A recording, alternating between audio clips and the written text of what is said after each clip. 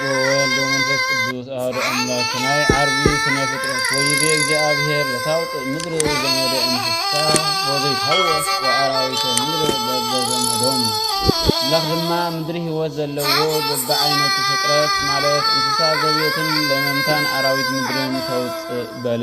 ዘፍጥረት 1:24 እሸት ዓርቢ ብልቢ ዝሰሓቡ ብእግሪ ዝንቀሳቐሱ ብክንፊ ዝበሩ ብደመ ነፍሲ ህይወት ሕያዋን ዝኾኑ ከም ናይ ሓሙስ ሰለስተ ፍጥረታት ተረኽቡ። ናይ ሓሙስን ናይ ዓርብን ምዃኖም ብምንታይ ይፍለጡ እንተበልና በናባብሮኦም ይፍለጡ። እዚ ከዓ ናይ ሓሙስ ፍጥረት ኣብ የብስ ናይ ዓርቢ ፍጥረት ከዓ ኣብ ባሕሪ ምንባር ስለ ዘይከኣሎም በዚ ይፍለጡ። ስለምንታይ እዩ ኣብ ባሕርን ኣብ ምድርን ዝነብሩ ገይሩ ዝፈጠሮም ዝብል ኣምላኽ ባሕርን ምድርን ኣነ እየ ማለት እዩ። ራእየ ዮሃንስ 16 ከምዚ ገይሩ ገደፎ እንታይ ኮይኑ መሲዎ ድዩ ዝገደፎስ ደኺምዎ ኣይኮነን። እንታይ ደኣ ብዕለት ሓሙስ ዝፈጠሮ ስነ ፍጥረት ምስጢረ ጥምቀት ከም ዝነግረና ብዕለት ዓርቢ ዝፈጠሮ ስነ ፍጥረት ድማ ምስጢረ ትንሣኤ ሙታን ክነግረና ኢሉ ደኣ እምበር መሲዎ ወይ ከዓ ደኺምዎ ኣይኮነን። ናይ ትንሣኤ ሙታን ነገርስ ከመይ እዩ እንተተባህለ ሰብ ክመውት ከሎ ኣቐዲማ ነፍሱ ካብ ስጉኡ ትፍለ ተፈልያ ሓላዊ ነፍሲ መልኣክ ስለ ዘሎ ሃይማኖት ሒዛ ጽቡቕ ተግባር ዝገበረት ነፍሲ ኣብ ገነት ሉቃስ 23:43 ሃይማኖት ሒዛ ተግባር ዘይብላ ነፍሲ ግና ኣብ ሲኦል ሉቃስ 16:23 የቐምጣ። ስጋ መርየት ማለት እዩ ምስ መርየቱ ይተርፍ። ወዲ ሰብ ከምዚ ኢሉ ክነብር ከሎ ጎይታ ብዕለት ምጽአት ንቓሕ መዋቲ ዘትነውም ማለት ብሞት ደቂስካ ዘለኻ ወዲ ሰብ ተንስእ ኢሉ ምስ ኣወጀ ካልእ ንፋስን እሳትን ማይን መሬትን ዘይኮነ እቶም ብህይወት ስግኡ ከሎ ዘካይድዎ ዝነበሩ 4 ናይ ስጋ ባህርያት 5 ናይ ነፍሲ ባህርን ተዋሂዱ ይትንስእ። ኣብ የብስ ዝነብሩ 3 ፍጥረታት ዝተፈጥሩ ናይ 3 ንፍሓተ ቀርንን ማለት ኣዋጅ ምሳሌ እዩ። እዚ ከዓ ብልቢ ዝሰሓቡ ናይ ቀዳማይ ኣዋጅ ምሳሌ እዩ።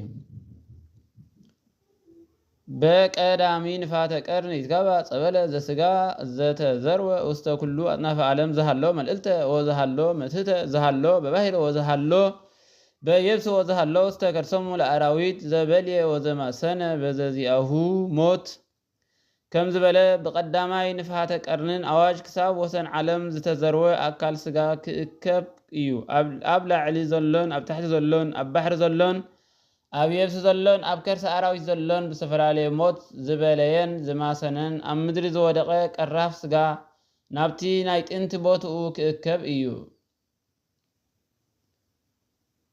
ብእግሪ ምንቅስቓስ ናይ ካልኣይ ኣዋጅ ምሳሌ እዩ። ወበዳግም ንፍሓተ ቀርን ይሰፈያ ኣዕጽምቲ ዘምስለ ስጋ ወይከውን ብድነ ፍጹመ ዘእንበለ አንስሃስሆ ወይተሃወሶ እስከ ጊዜሁ ከም ዝበለ ብኻልኣይ ንፍሓተ ቀርን ድማ ኣዕጽምቲ ምስ ስጋን ደምን ክላገብ እዩ። ሽዑ ብዘይ ምንቅስቓስን ምውስዋስን ክሳብ ግዚኡ ፍጹም በድኒ ረይሳ ይኸውን።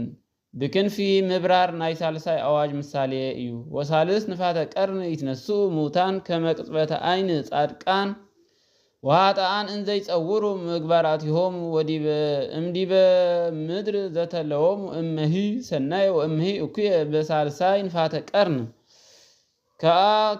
ብሳልሳይ ንፍሓተ ቀርኒ ከዓ ከም ቅጽበት ዓይኒ ኩላቶም ምውታት ኣካል ከይጎደሎም ጻድቃንን ሓጥኣንን ብኩሉ ዘመን ህይወቶም ዝገበርዎ ጽቡቕ ኮነ ክፉእ ካብ ምድሪ ዝሰዓቦም ከም ግብሮም ፀይሮም ክትንስኡ እዮም ይብል ቅዳሴ ያዕቆብ 9:2 ወበድሃሪ ንፍሓተ ቀርኒ ይትነሱ ሙታን ይትነከዩ በታ መዓልቲ ናይ መወዳእታ ንፍሓተ ቀርኒ እቶም ምውታት ኣካል ከይጎደሎም ክትንስኡ እዮም። ቀዳማይ ቆሮንጦስ 15:52 እስመ ይእዝዝ እግዚእነ ምስለ ቃለ ሊቀ መላእክቱ ወንፍሓተ ቀርን ዘእግዚአብሔር ከመይ ጎይታ ባዕሉ ብብርቱዕ ቃል ትእዛዝን ብድምፂ መለኸት ሊቀ መላእክትን ካብ ሰማይ ክወርድ እዩ። ቀዳማይ ተሰሎንቄ 4:16 ንፋተ ቀርን ማለት ቃል በቃሉ መለኸት ይንፋሕ ወይ ነጋሪት ይውቃዕ ኣይኮነን እንታይ ደኣ እግዚአብሔር ሙት ዘለኻ ዝኾንካ ወዲ ሰብ ተንስእ ምስ በለ መላእኽቲ ሽዑ ቅዱስ እግዚአብሔር ዘያነቅሆሙ ለሙታን ይብሉ። እዚ ከዓ ምስጉን ቅዱስ እግዚአብሔር ንሙታን ዘተንስኦም ይብሉ ማለት እዩ። ክትንስኡ ከለው ድማ ሰብኡት መጠን አዳም ደቂ 30 ዓመት አጓብዝ ኮይኖም አንስቲ መጠን ሔዋን ደቂ 15 ቆናጁ ኮይነን ይትንስኡ።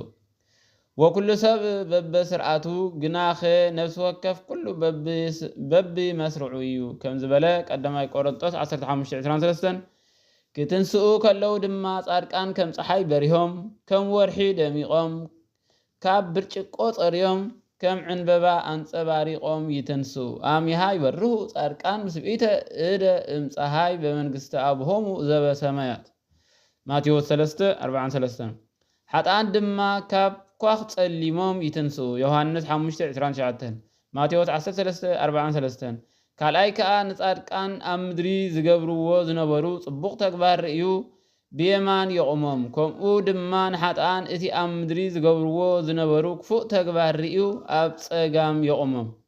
ከምዚ ገይሩ ንጻድቃን ብናይ ኣቦይ በረኸት እተባረኽኩም ቅድመ ዓለም ምፍጣሩ ዝተዳለኹም መንግስተ ሰማያት ንኽትወርሱ ንዑ ናባይ ይብሎም። ንኡ ሃብየ ብሩካኑ ለአብየ ትረሱ መንግስተ ሰማያት ዘአስተዳለወ ለክሙ ቅድመ ይትፈጠር ዓለም ማቴዎስ 25:33-35 ንሓጣን ድማ ጠምየ ዘብላዕኹሙኒ ጸሚኤ ዘስተኹሙኒ ዓሪቐ ዘይከደንክሙኒ ተኣሲረ እግዚአብሔር ይፍትሐኻ ዘይበልኩሙኒ ጋሻ ኮይነ ዘይተቀበልኩሙኒ ናብ እሳት ዘለዓለም ንሰይጣንን ንመላእኽቱን ናብ ዝተዳለወ ኪዱ ኢሉ ናብ ገሃነመ እሳት የሰናብቶም ካብ ከምዚኣቶም የድሕነና ማቴዎስ 25:41 ሓደ ወገን ከዓ ብልቢ ምስሓብ ፍጹም በድኒ ናይ ምዃን ብእግሪ ምንቅስቃስ ናይ ትንሣኤ ብክንፊ ምብራር ናይ ተመስጦኦም ምሳሌ እዩ። ወእምዝ ንህነ ሕያዋን እለ ንተርፍ ንትመሰጥ በደመና ምስሊሆሙ ከመ ንትቀበሎ ለእግዚእነ ውስተ ኣየር ብድሕሪ እዚ ንሕና እዞም ብህይወት እንጸንሕ ንጎይታ ኣብ ኣየር ክንቅበሎ ምስኣቶም ሓቢርና ብደመና ክንለዓል ኢና ቀዳማይ ተሰሎንቄ 4:17 ኣብ ባሕሪ ንዝፈጠሮም ደጊሙ ኣብ የብሲ ዝፈጠሮም ድማ ብጥምቀት ንዝወለድክዎም መሊሰ ብትንሣኤ ክወልዶም እየ ማለቱ እዩ።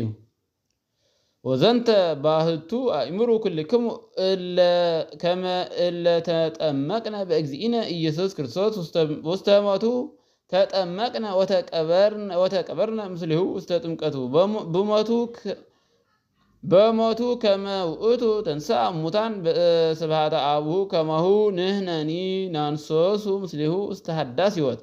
ነገር ግን እዚ ፍለጡ እቶም ብክርስቶስ ዝተጠመቕና ዘበልና ብሞቱ ከዓ ከም ዝተጠመቕና ዶ ኣይትፈልጡን ኢኹም እምበኣር ከምቲ ክርስቶስ ብኽብሪ ኣቦ ካብ ሙታት ዝተንስአ ከምኡ ከዓ ንሕና ብሓድሽ ሕይወት ምእንቲ ክንነብር ብጥምቀት ምስኡ ሞትናን ተቐበርናን ሮሜ 6:3-4 ፍጥረት 18 ኮይኑ ነይሩ 3 እንተ ተወሰኸ 21 ይኸውን። ዘንተ ኩሎ 3 ዘመደ ገብረ በዕለት ሳዲስት ከም ዝበለሽ ብሻድሸይቲ መዓልቲ እዚ ኩሉ 3 ወገን እንስሳታትን ኣራዊትን ኣዕዋፍን ፈጠረ ኩፋልየ 2:17 ፍጥረት 21 ኮይኑ መዓልቱ ዓርቢ በሎ ከም ኣመጻጽኡስ ሻድሻይ ክበሃል ነይርዎ። ነገሩ ግን ናብ ምስጢር ስለ ዝኸደ ናይ ፍጥረት መጠረሻ ንኽብል ዓርቢ በሎ። ወዓርበ መና በፈንቆን መና ኣብ ፈንቆን ኣብ ቃዓ ከም ዝበለ መና ኣብ ፈንቆን ኣብ ቃዓ ከም ዝበለ ካብዚ ንንየው ናይ ኣዳምን ሔዋንን ኣፈጣጥራ ይቕጽል።